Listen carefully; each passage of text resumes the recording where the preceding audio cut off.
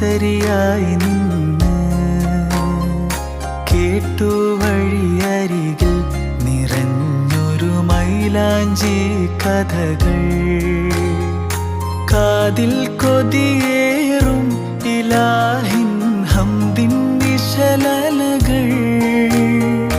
കാണാത്തൊരു ലോകം നീന്തിയ അനുരാഗക്കോള്.